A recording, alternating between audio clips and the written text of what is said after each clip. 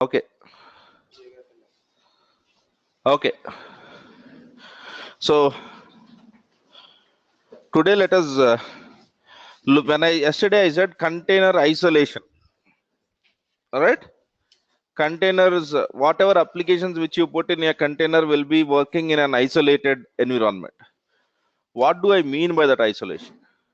Okay. What exactly is that isolation? Okay. Let us discuss those boundaries, and then let us discuss how does this happen. Okay. Fine. Isolated environment. Every application that is being deployed in a container will be working in an isolated area. Yes. Do we remember this point? Yes. So what do I mean by that isolation? So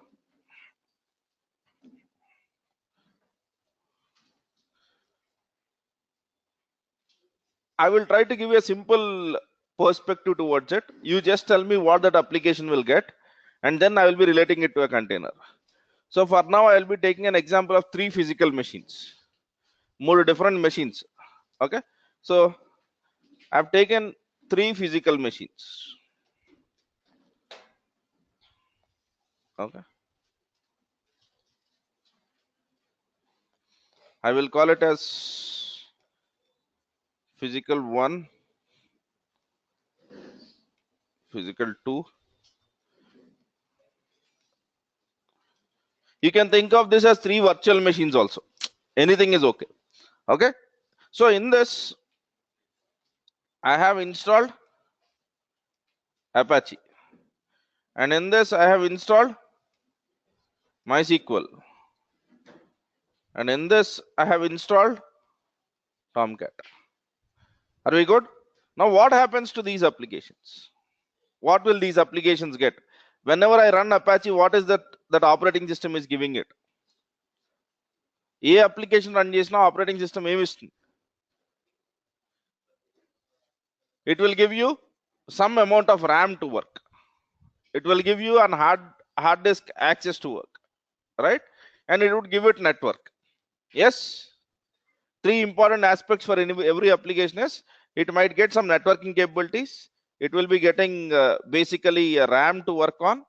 It will be getting some storage related stuff, which will give you access of you can store in these folders or whatever it is based out of the permissions of this.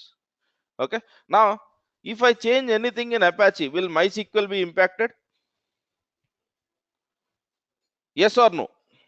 No, because they are running on two different spaces. They are 2 different machines altogether. Okay. Why?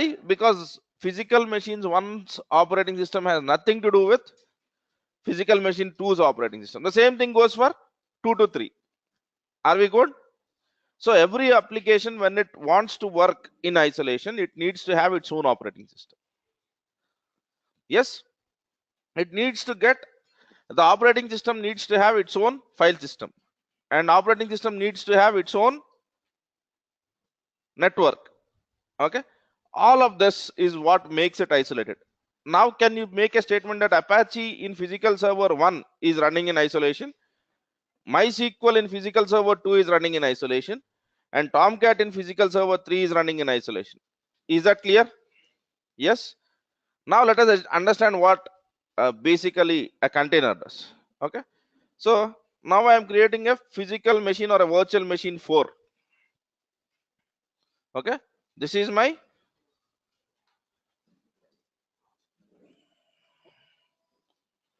on this I have installed Docker, and I am trying to do the same thing in the physical machine 4. Now this is a container. Okay.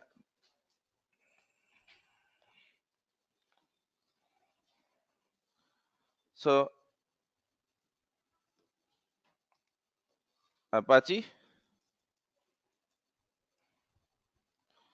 MySQL, and Tomcat. So yesterday I had made a statement that I have said that every application running in a container will be working in isolation. So what should it get? What should Apache get for me to call that it is running in isolation? It should get its own file system. The container should have its own file system. The container should have its own network. The container should have its own RAM. Yes. Yeah. So when a container is giving this environment, and whatever I do in Apache container will not impact something which is happening on MySQL container, then I will make a statement saying that it is running in isolation. Yes or no? Do you agree to this now? Yeah, exactly. This is what a container does. Exactly. This is what a container does. So container, what it does is it will give an application a different operating system. Okay. When I say different operating system, I'll come back to what that is. Okay. A different memory space to work, a different file system, okay, and a different network. So each container will get network, each container will get a file system, each container will get basically a RAM to work on, and each container will have its own operating system. Okay. Whether they are physical or whether they are processed, that's a secondary story. But for an application, it looks like it is running in a different operating system. Are we good? So now do we understand the statement when I said yesterday that the applications will be running in isolation? So this is what I meant by isolation. ప్రతి application కి దాని operating system దానికి వస్తుంది, దాని RAM దానికి వస్తుంది, దాని file system దానికి వస్తుంది. అంటే for example for the people who are in Microsoft, basically we use Windows a lot, right? So what I can make is, what is the drive where we install operating system generally? C drive. So three containers will have C drive. Making sense? Yeah. So three containers will have different network adapters, and they would get different network IP. Okay, all of that. So that's what a container does. Okay, and now let us look at how is it possible. How is it possible to get that? Is it possible? If it is possible, how? So that's what our focus on today's class is. But is this concept clear, or do we have any doubts on this? So if this is clear, I will be able to tell it how. దీంట్లో doubts ఉంటే నన్ను అడగండి, I'll try to clarify it. Let me see, there are some questions that are being raised. Let me see. Is Apache and MySQL will be in the same network or in different network? Yeah, it depends on whatever your deployment is. Let us assume that all of the three belongs to the same LAN. They are in the same local area network, but they are three different systems. So these three can communicate with each other. Is that we can go with that assumption, or we cannot go with that assumption? Anything is fine. Yeah.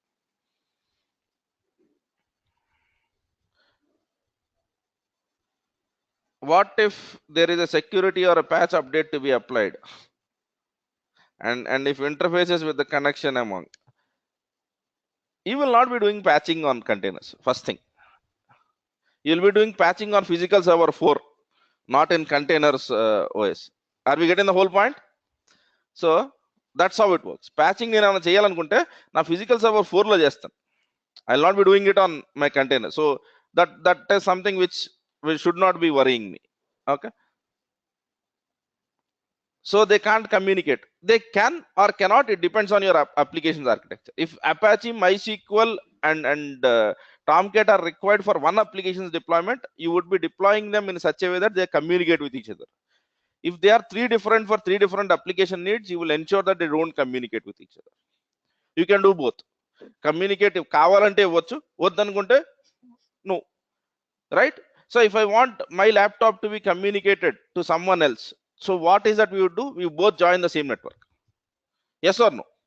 So we both might be joining the same Wi-Fi router, or we both might be taking same Ethernet cables and connecting to the same network, and then we'll be able to communicate. If I don't want to communicate, then probably I'll be working on a different network. The same thing we'll do it over here. Okay, security updates if any vulnerability found. Absolutely great. That is on physical server 4. Because anything that containers, let us assume that there is a security issue, something with respect to port forward, some ports. Okay, anything which you are doing on my Apache, MySQL, okay, all of that, how will it communicate to the external world? Using physical machine 4 itself, right? Yeah, because you will not get a Ethernet cable directly which you can put to a container, because container is not a machine, it is a soft layer. So whatever you are doing internally will go via physical server 4. So that's the point where I am saying that the patching is not required. If the patching is required, you will create a new image altogether. This container yesterday what we did, basically we have taken the image, right? Docker run hello world. So we will be taking a new version of that image. So patching we will never do on a running system. We will do it on image levels itself, right? Okay. If we have to, generally we will not get into that case. Okay.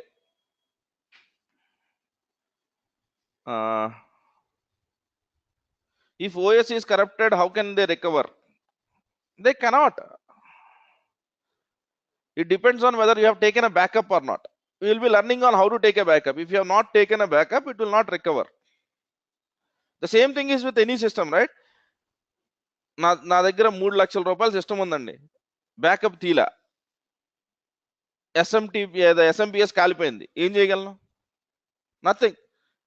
If I had taken a backup, probably I can recover it. So it depends on your backup and archive strategy, which you can apply on containers also. So containers will not be automatically taking the backups and restoring it. That is something which you have to do. Are we good? అది automatic గా చేసి ఎంతమంది Dakar నేర్చుకోవాల్సిన పని లేదు, ఎందుకంటే Dakar అన్ని చేస్తుంది కాబట్టి.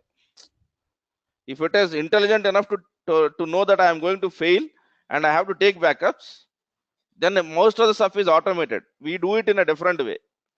Okay, fine. How many containers can we create in one machine? I think yesterday also I have told there is no hard limit to it. It depends on how good your hardware is. If I am running on a system which is 8 GB RAM and I create one container each, my operating system is already taking 4 GB. I have 4 GB left. So at a max, I can create 4 containers.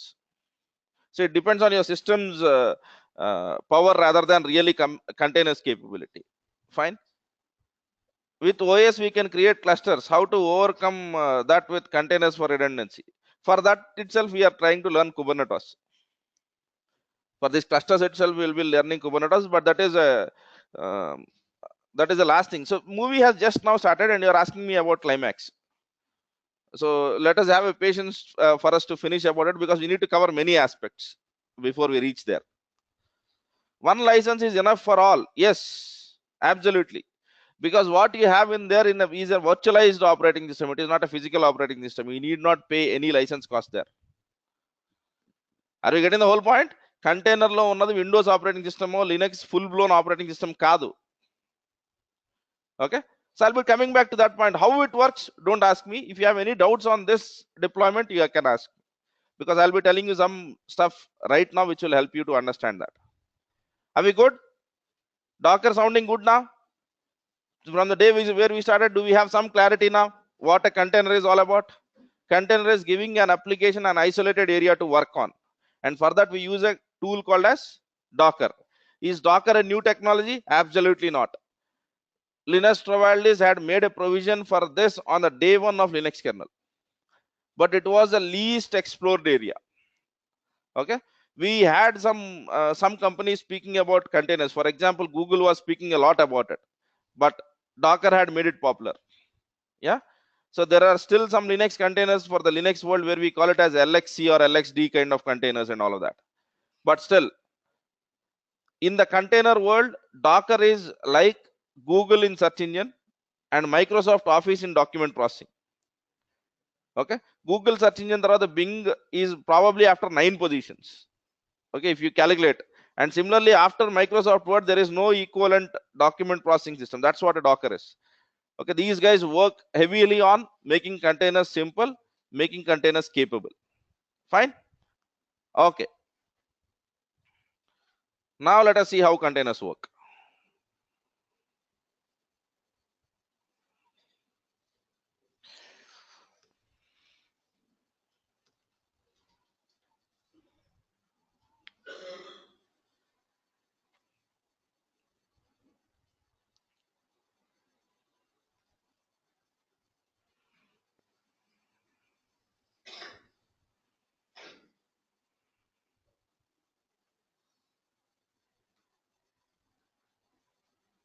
Yeah,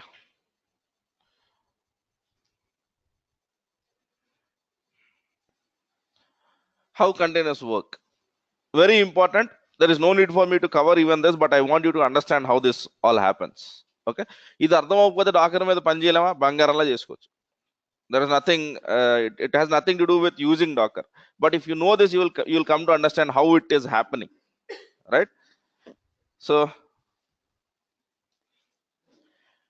I have given you an example of Apache or MySQL or basically Tomcat running on a physical machine. So if you see, every operating system will give application something called as an user space. Okay, and this user space will have all the stuff that is required for the process to work. Agreed? So this includes the RAM that is being given, this includes the permissions which you give on your hard disk, this includes the network connectivity and all of that for your application, right? And now this is what containers do. Okay, so what do I mean by this is, the user space which you are seeing over here, if I launch the other application, it will be launched in the same user space. Then first I have opened an application called as Apache, installed an application called as Apache in my system, and then I have installed Tomcat. So both of them will be running in the same user space. Okay, which means that they are going to share the RAM that is available for the applications, they are going to share the hard disk that is available for the applications, they are going to share the network that is available for the applications. So two applications cannot open the same port. Do you agree to that? Yes, that is because they share the same user space, and ports are given to the user space. So if you try to open the same thing, it will try to tell that 8080 is already in use, you can't do it, something like that. That is because of this. But what would containers do is, they do this, they create multiple user spaces, and in this user spaces, okay, they would use an application, and container is nothing but an isolated user space. At its very raw part, if you want to look at a definition of container, container is nothing but an isolated user space. Okay, so every user space will get something to work on. Okay, generally what is happening on our operating systems is, all of the applications which are launching are running on the same user space. That's the whole point. Okay, so do we agree to this now? Yeah. So each container basically we will be installing some application, right? Now let us look at, is this visible? Yes. Okay, so we will have hard disk, we will have the process tree, and we will see network. Let us see these three things. Okay, I'll be giving the Linux network stuff. So if you look at Linux network starts from where? Root. Yes, and from there on it will break into multiple folders, just like a tree. Do you all agree to that? Yeah. So this can be thought of as your C drive or my computer hard disk drives folder, something like that. Okay, root, and from there on you'll have all the file system. So any file system can be viewed basically as a tree. Do you agree to this? Yes. So this is what containers do. So root file system lo ఏదో ఒక point లో you have that the root file, the system, the tree which you are seeing on the top is your physical machines or your virtual machine where you have created your container, that file system. And now that file system is given to container, and see where the container starts from. Is it starting from var lib and all? Is it giving all of the path, or is it starting from root again? So if you see, even here I have a root, and even here I have a root. Okay, is it a real root? No, but to the user space it looks like it is a real root. Okay, it is like my computer, and in my computer you go to certain folder, and again you are giving my computer to that user space. So to that user space it looks as if it is a, I got a complete my computer in my control, but actually you are sharing your physical machines file system. So whenever you create a container, what happens is this kind of a file system will be created, and this will be given to every container. For example, yesterday if I said that docker run nginx అన్నప్పుడు ఏమవుతుందంటే ఒక file system create అవుతుంది. A file system will be created. which starts from root, and that file system will be given to the container. So for the application which is in that area, there is a root, and there are all the folders that are required. So how will the application look like? It looks like as if it is running on a clean operating system. Are we good? Yes? Any doubts on this? So for every container, what happens is, container is nothing but some folder on your physical system, but that will be created. The mount of that will be created as if it is starting from root. Okay. For the people who have just worked on Windows, it looks like you have my computer, you have C drive, you go to some path, and at that path is given to your container, and in your container again you are seeing my computer. It starts from my computer. So how will an application look like? As if it is a new Windows operating system within it. That's the whole point. So this is a virtual file system, but it looks as if it is a full-blown file system. So let us go to the process tree. Okay, process. These are all the process, right? Task manager and get into process. And if you see any operating system, process is a tree. Okay. For example, I am doing, let us assume that I am launching the Firefox browser. Okay. Where am I launching the Firefox browser? From my desktop. For the desktop, there will be some process, right? To be more specific, that process is called as explorer.exe. Okay. So I have clicked Firefox from Explorer. So who is the parent? Explorer. What is the child? Firefox. So every process that is created in your operating system will have this relation.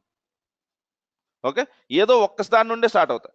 So, and now in the Firefox, you might open one more tab. So which might lead to one more process. So you will have this tree relationship building on. So process is looked as a tree. Okay. Now, if you get into this, process will start from, let us, 0 is, I have given a simple numbering so that we will understand. 0 is a root process. And from there, all of your applications get launched. Okay. And let us assume 5 was a place where our container was launched. 5, let us assume it is a container space. And now whenever you launch 5, wonderful, that is for your system. But let us see what is happening in the container. In the container, it would again come from 0. I have given 5.0 for you to understand. But the whole point is, within the container, again it is starting from 0. So for the container, there is a root process. And all the applications are basically starting from there. So for the application living within a container, will it not look like an operating system's process tree?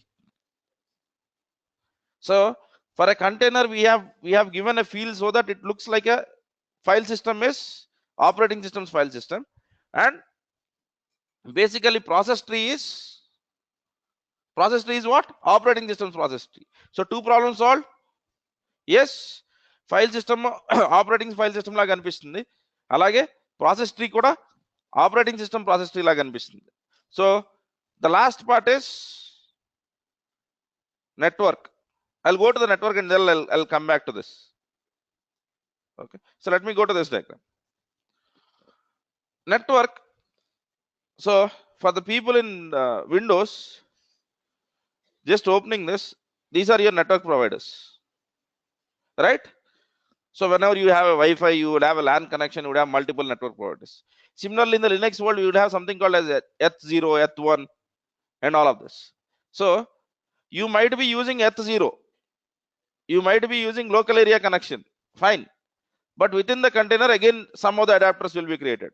So for the application, again, they are seeing adapters where they will get a unique IP address. So is it not, have we not given a network? Have we not given a process tree? Have we not given a file system? Okay. And user space is nothing beyond this. So every container is getting its cleaner version of file system, its cleaner version of process tree, its cleaner version of network adapters. Okay. So in the, for example, I have local area connection here. Okay. I'm just giving a Windows example so that you can understand it. But actually, I want to take it through Linux. Okay. So ఈ local area connection ఈ machine, నేను ఈ machine లో container create చేస్తే దాంట్లో కూడా ఇంకో local area connection ఉంటుంది. But is it a real local area connection? No. But For the application running in that container, it would look as if it is a real networking connection. So basically, all of these concepts are like illusion. Okay, they are like illusion, but actually these guys make it work through soft part. They are not, anything is not a hardware part. So in container, when whatever you are doing, the networking is a soft network.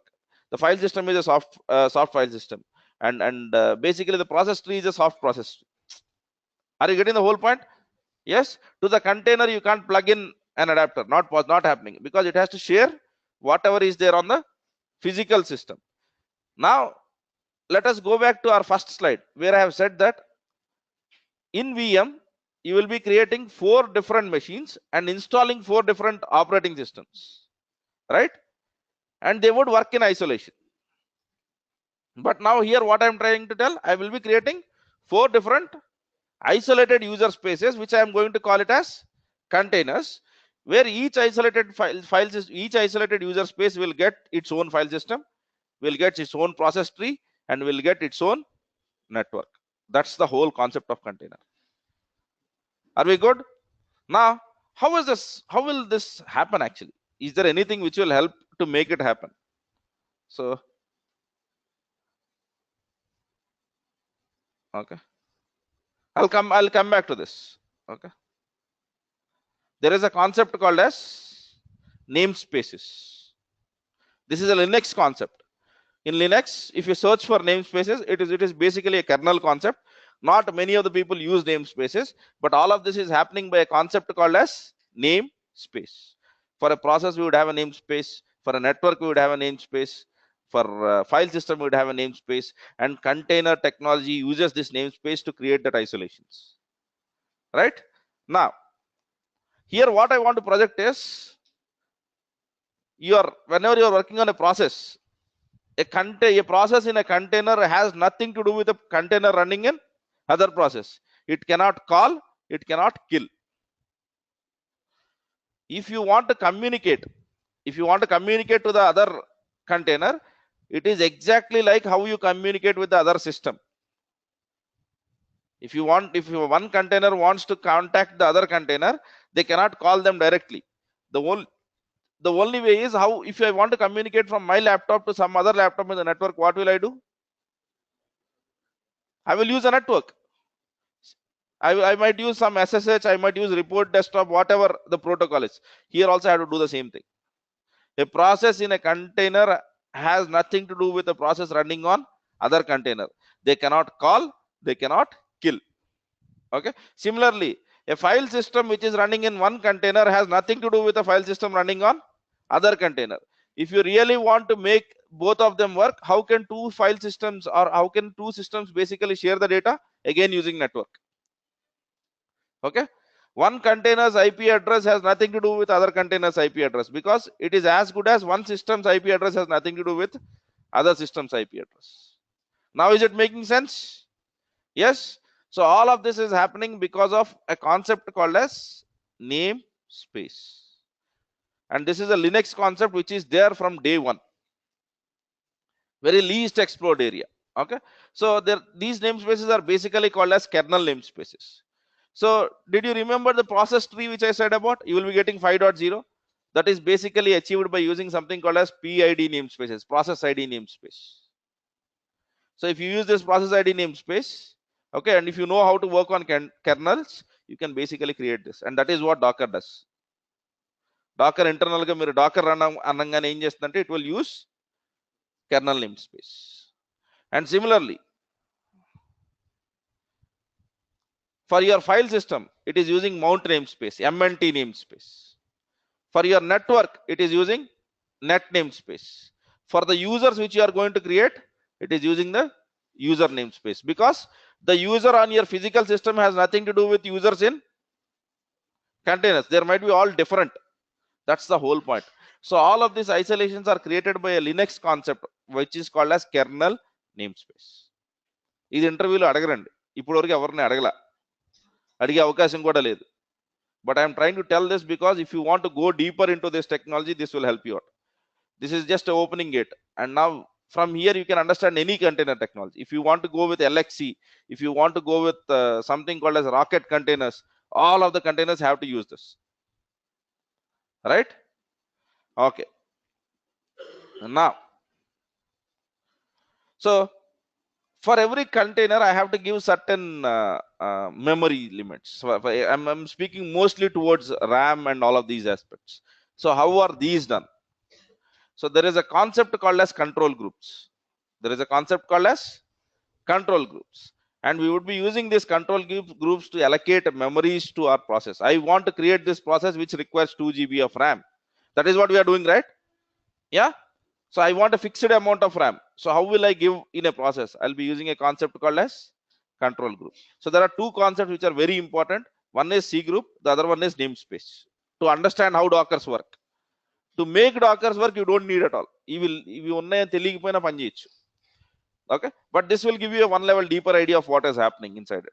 Okay, and basically you will have permissions, right? Sudo permissions, run as administrator. That is what we would have. But Docker is not willing to give those things. It will give something called as capabilities. Let us assume that, okay, I want to do something in networking. Probably I want to create one more adapter. Let us assume that I want to create one more adapter. That is what a work which is given to me. So for that, what is that I require now? Sudo permissions. So with sudo permissions, will I get only network permissions or other permissions also? Okay, Docker didn't wanted this to happen. So what they have done is they have created something called as capabilities.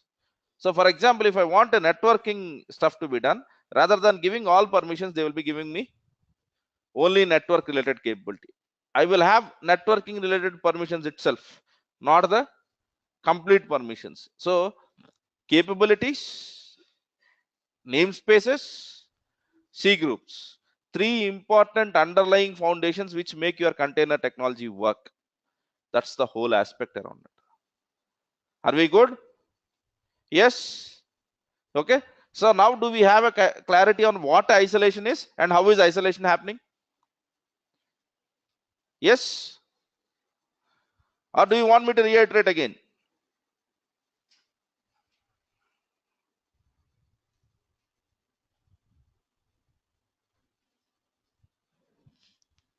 Is this PID same as any other process ID running in Linux? Absolutely. Because Docker for your physical machine is one process, that's it. Whenever you are launching a container for your physical machine or a virtual machine, it is a process. But for the application running in a container, it will have its own process. Yeah, me application has a process matrame. Fine. Reiterate on capabilities. Capability is rather than giving complete permission set of permissions like sudo permissions, root permissions, you are giving a only fixed set of permissions. For example, I am interested in networking. Why should I give him my file systems access?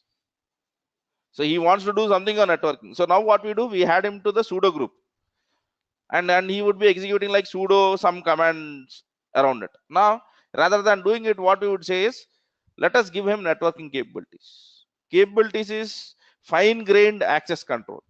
It is much like how you get in your physical in your applications, right? So this user is an administrator, this user is an operator.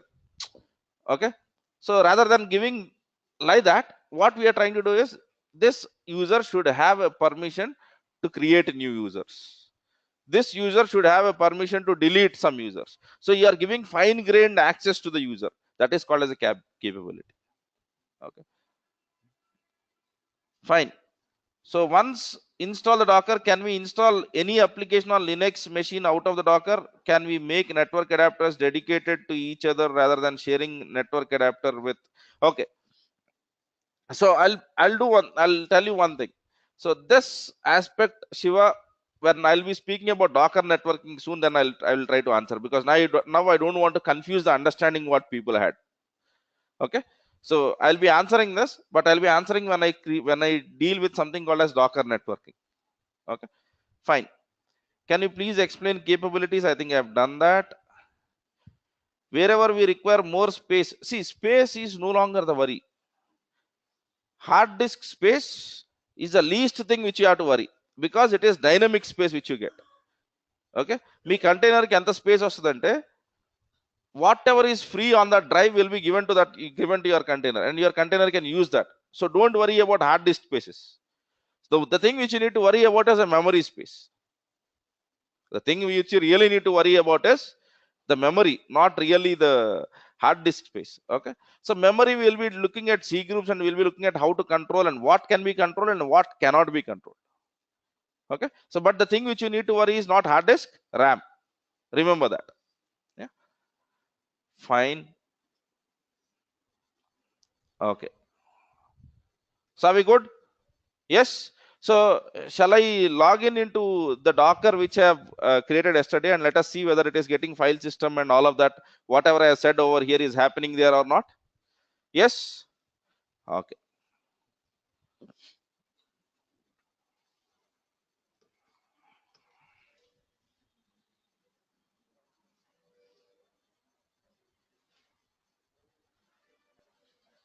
Okay. So yesterday one question was asked to me. I think in Docker, generally, I am speaking about one applications. Can Docker host multi applications? Yes, it is possible. But will we do that? No. Will we do that? No. Why? Because the whole thing is you are giving each application all of the things to work strongly. Why do you want to put multiple things in that and make it look like again an operating system? So give different containers for each application so that they look good. But sometimes you cannot avoid it. For example, your application has been written 15 years back and it would work only when MySQL is on that system itself. So then initially you might have to do that. So it is possible. Okay. But will we do it? No. We want, if you remember speaking about breaking your application into multiple services and then using each container to really host a service. That is the best thing to do. Okay. And for example, your application takes 8 GB of RAM. I have broken your application into 16 pieces. Okay. So theoretically, I can run each piece in 512 MB of RAM. And whenever I require, I can just scale only pieces of your application rather than scaling your complete application.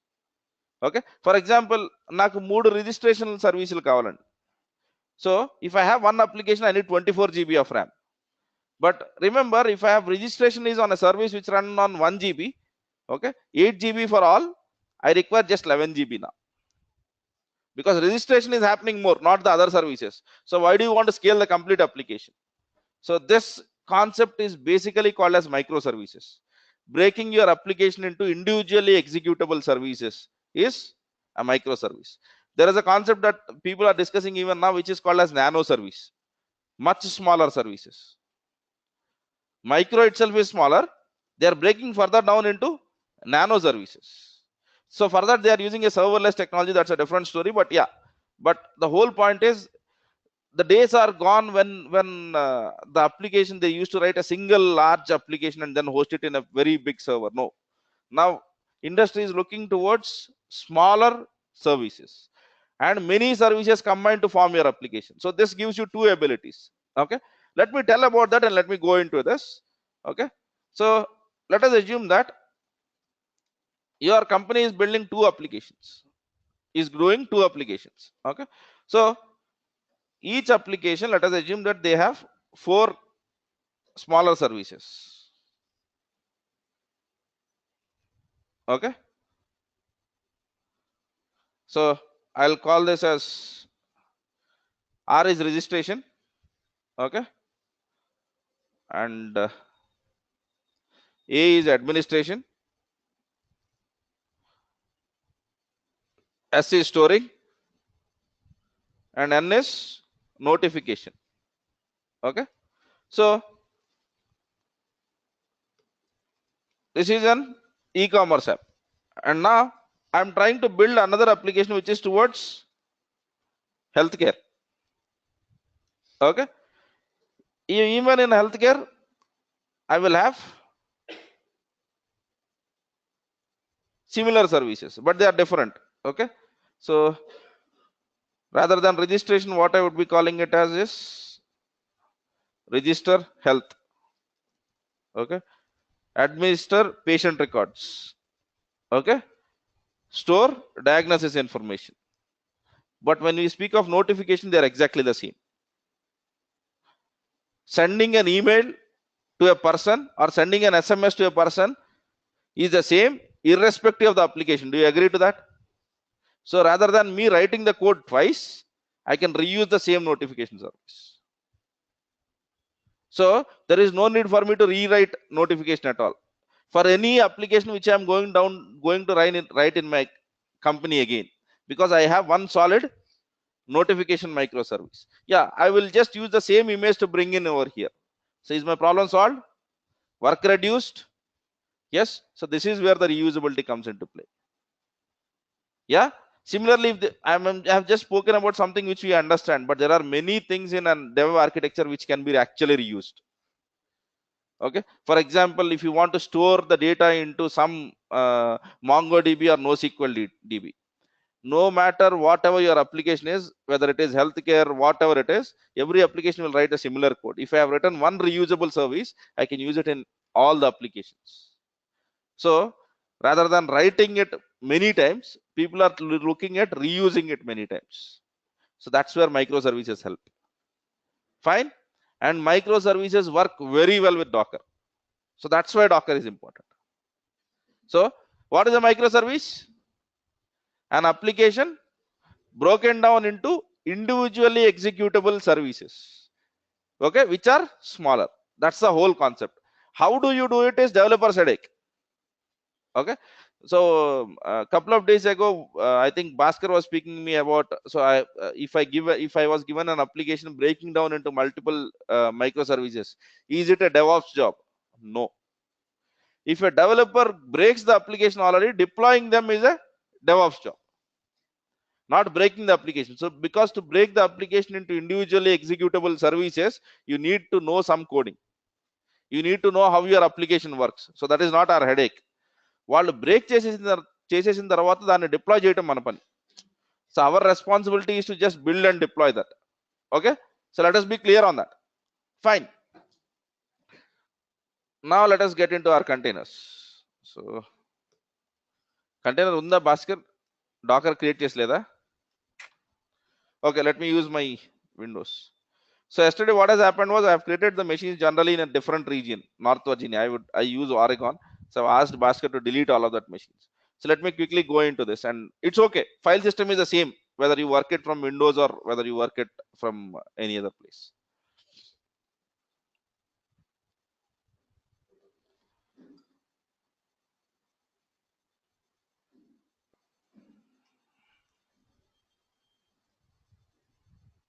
Okay.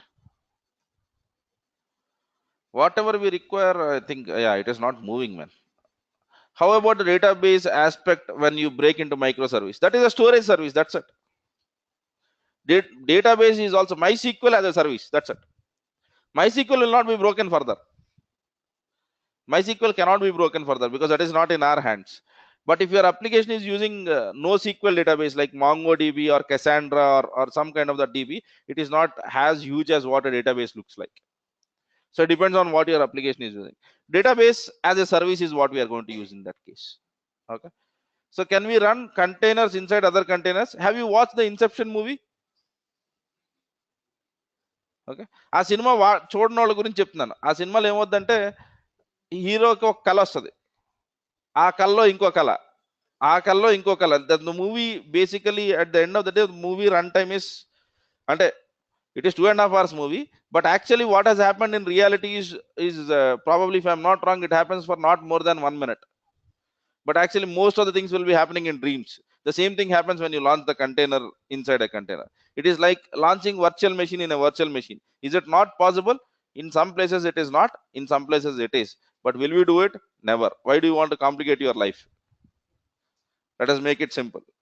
Is it not possible? Yes, it is possible. Will we ever do it? Never. Never, not in the wildest dream. Yeah, fine.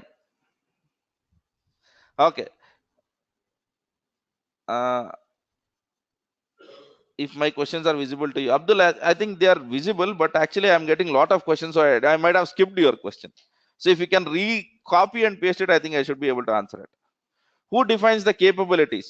Okay, so the basic capabilities are defined by the person who if you want to give a specific permissions, then you can use it, but there is no need for you to give sudo. That's the whole point.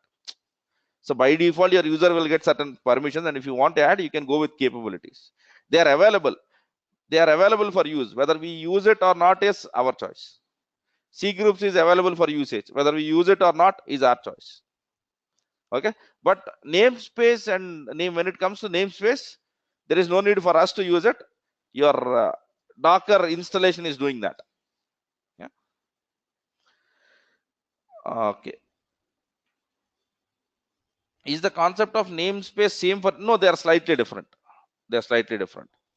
So I'll take the Windows architecture differently, because even in Windows there is something called as Mobile Linux VM on Windows, which is on Hyper-V, which brings in some Linux capabilities to Windows.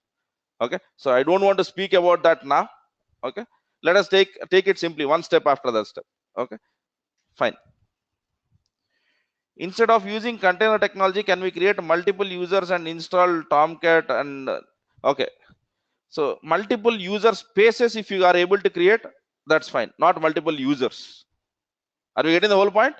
It is not multiple users. It is multiple user spaces. So if you can do something where you can create multiple user spaces, give them the file systems and give them the networking, there is no need of container technology. And it is very difficult to do. That's the whole point why we use containers.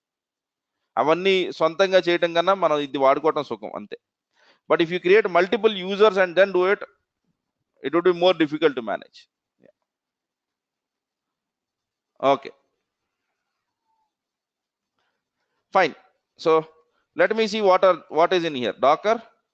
Well, how can I see what are the images which I have? Docker images. Good, you are still remembering something. So now let me run this. Docker run. I'll be adding some things. I'll be explaining what these things are. Okay. Hello hyphen world, right?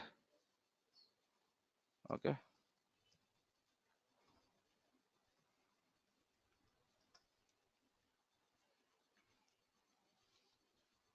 Okay.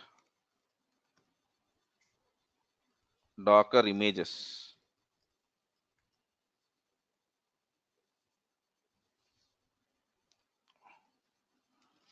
Docker run -it. Let me use some container, man. Anything is fine for me. /bin.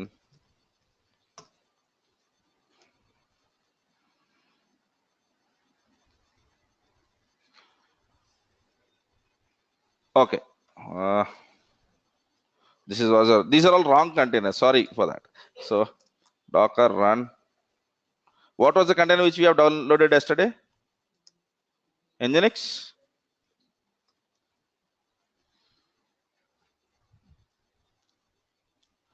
Let me download it and get into it.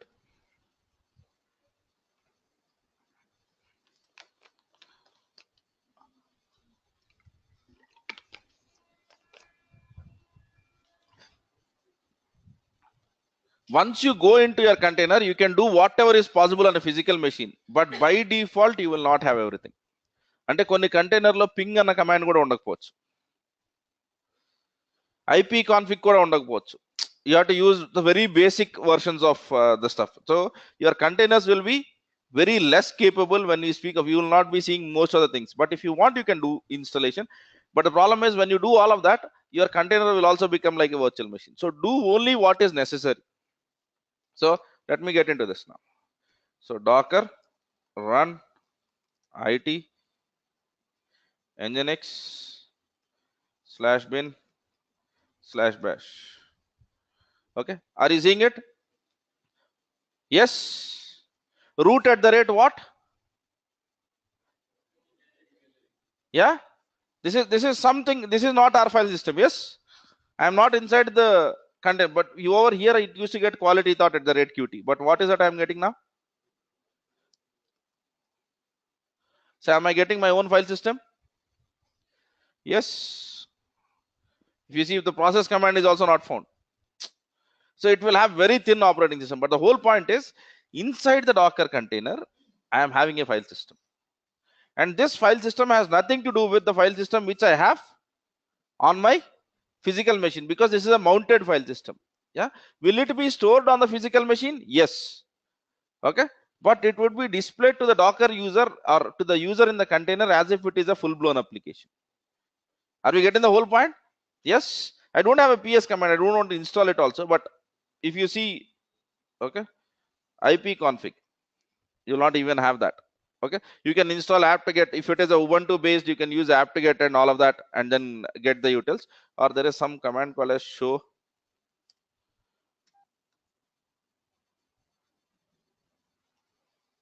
Man. So nothing is in here. So this is a very thin operating. You will have very, very lean operating system over here, because if it has everything what your Linux machine has, it is a Linux full-blown OS. Here you will have very thin capabilities. And in here, only what is happening is it would basically have what requires Nginx to run. Nginx run avvadaniki kavalsina minimum capabilities మాత్రమే ఇందులో ఉంటాయి. Okay, Nginx, for making Nginx work, you really don't need IP address, you really don't need show commands, all of that. So that's why it is not in here. So they would take very, very lean images if possible. Okay, but if you want to really explore, if you want to really explore this, what you can do is execute this docker pull. There is something called as Ubuntu image, Ubuntu container image. Okay, even this, okay, what happens is they have just, when you launch this container, you will be getting a Ubuntu file system. That's it. Remember our mount space? Yeah. So whenever you mount, what happens? You will get a file system. So when you, in this image, what happens is you will be getting a Ubuntu file system, which has some of the Ubuntu tools. Okay, it would be a bit heavy container. Similarly, you have a containers of different operating systems. Don't get wrong that container is an operating system. In that, what is happening is you are getting a Ubuntu file system, and in the CentOS container you are getting a CentOS file system, nothing beyond it. Okay, CentOS operating system install చేస్తే ఏ file system అయితే ఉంటుందో minimal operating system లో they are just pulling that file system into here. So basically how this container is built is they will take a minimum Linux version, and on top of it they will just copy whatever is required for Ubuntu. That's the whole point. We'll be looking at this stuff also. So it has pulled, right? Now I can do this docker run -it. By the way, it is interactive terminal. When I'm using -it, I'm just trying to tell that I want to use it in a terminal way. You will never use it. This is just because we are exploring it. Okay, and I'm saying that I want to use a image which is Ubuntu, and the interactive terminal of mine is present in this location /bin/bash. So now did you go on there? So ls. So if you see, it is getting some Ubuntu capabilities now. In the earlier case, it was not shown with the colors and all of that.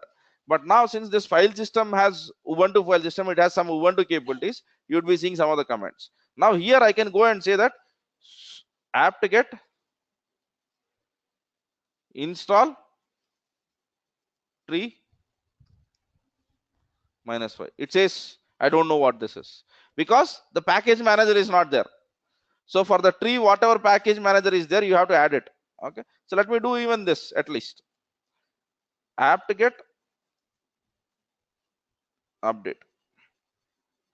It will have very minimal packages added. So if you have installed Ubuntu on a virtual machine, and then from a Ubuntu ISO, and if you do apt-get update, there will be many default packages that would be added. But over here they are very minimal, very, very minimal. Okay, so what is that every application in a container is getting now? Its own file system, its own process tree, its own networking stuff. So let us see about the networking stuff now. Yes,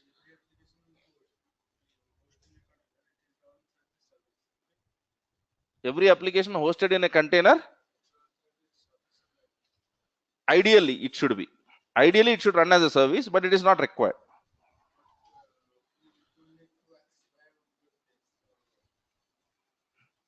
So for example, if you are hosting an FTP server, FTP doesn't require a web page. So it's not web page. HTTP is not really required. For example, you can put your SMTP server over here. So basically what you would put is any server component which should be running continuously, some is a probable candidate for you to put in a container. It's really not a web server. Since we will be working mostly on web applications, you can go with that assumption, which would be right for 90% of the cases, but really Docker is not just about web applications. you would have an application server in the container, not in the external world. That's it. Yeah, fine. Now df minus h. By the way, this is a command in Linux which will show you what are the different mounts that are available. Okay, so these are the mounts which it has. See the root file system. What is the free space it has? 16 GB, right? So yeah, this is, if it was a Linux, I could have shown the system, but it is Windows, right? My virtual machine is given a 16 GB of space. The default machine ఏదైతే మనం create virtual box లో create చేసింది అంటున్నామో, that will have a 16 GB of space. Out of that 16 GB, this much is free. That's what it is. It means I cannot correlate with Windows system C drive because it is really not C drive which is being in use. It is a default virtual machine, Linux machine, which is in use. Okay, so what is the other thing? What is the command to show all the adapters? I forgot that command, man. What is it? NC? Not in Windows. Windows, I know that. I want it in Linux. Adapters and list వస్తుంది కదండి. If config. Yeah. No, we don't have this. IP config is in Windows, sir.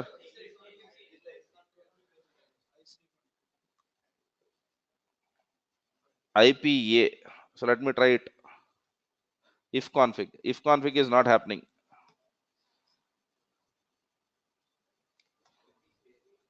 IP space A.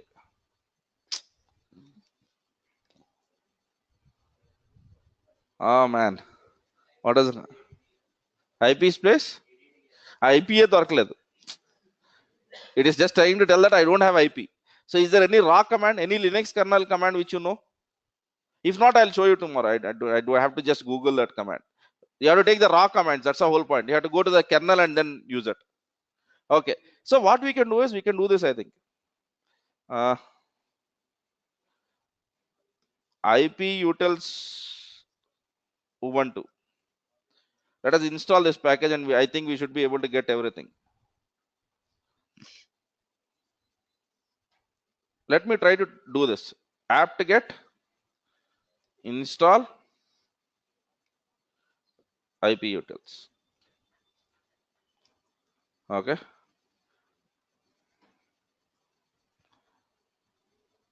Be shameless about telling this to Google. Installing IP utils on Ubuntu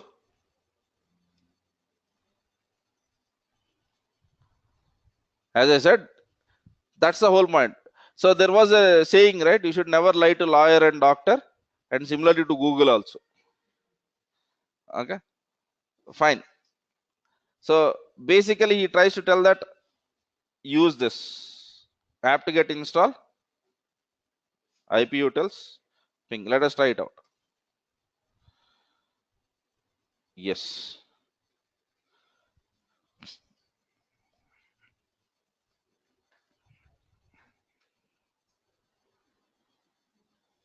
After this, we should be able to see some of the adapters.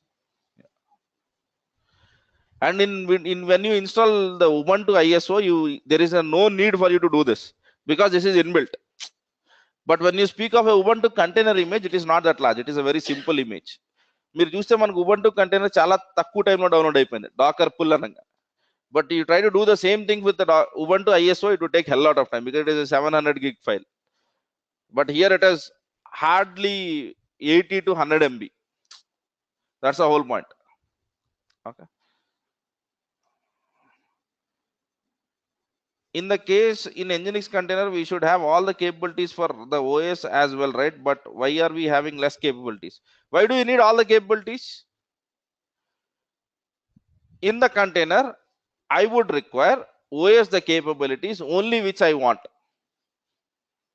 Antena? So for running Nginx container, for running Nginx application, do I need ping utilities? No. Okay. Do I need any UI kind of components or file navigation commands? No.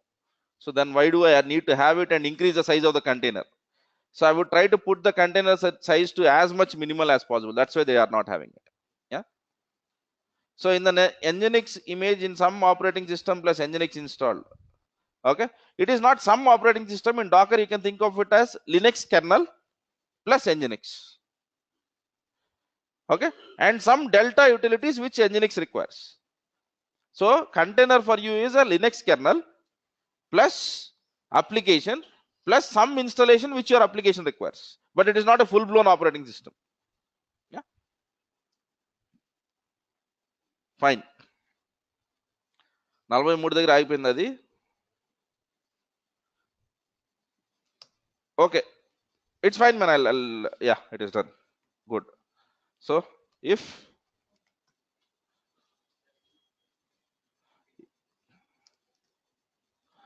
now the ping is only thing which is working.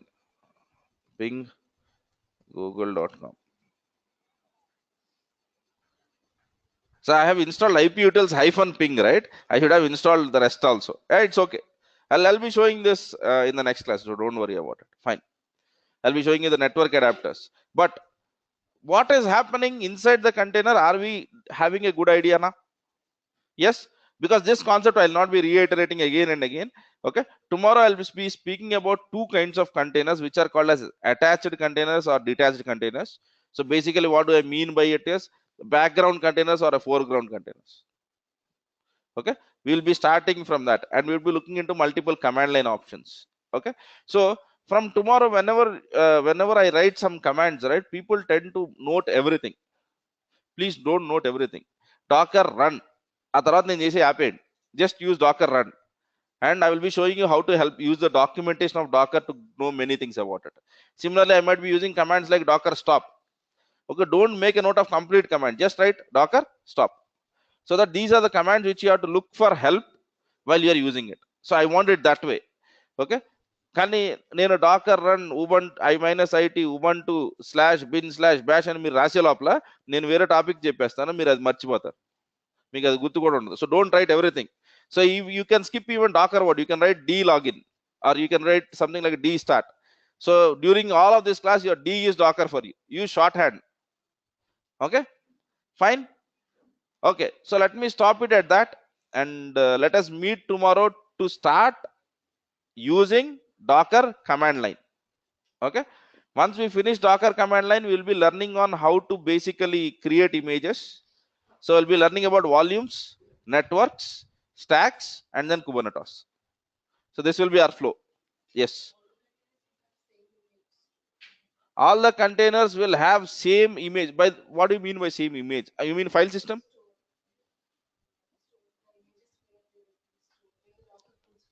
Okay, so as of now I don't have any registry connected. So as I said in yesterday's case, it is by default going to docker.hub.com, or which is docker hub. Okay, but I can configure that. మీరు ఏమీ configuration చేయకపోతే Dakar హబ్కే వెళ్తాయి, configure చేస్తే మారచ్చు. Because your company can have its own registry, because your company doesn't want to share registries, share docker images with other. In that case you will have your own private registry. But if you have not configured anything, the registry for you is docker hub. Fine. Okay guys, so that's, let us meet tomorrow. I think there is some question, let me wait. Okay, so do it in the storage need, we need to format our file system as we do oh man, for practicing. Do we need to install docker on Windows or work with, I would prefer working with EC2. Okay, since the machine was removed and I'm lazy person, I didn't want to install it again, so that's why I have not done it. Okay, and the docker installation, when it comes to rest of the aspects, we'll be doing it over the Saturday, because on Saturday we'll have some extra amount of time. Okay, fine. And best book to learn docker written by me. Oh, sorry for that. Yeah, why I'm telling refer to book which is written by me is, I have, and it is not a book which is completely written by me, to be very frank with you. I have referred to multiple authors, pulled the data from multiple sources and put it over there.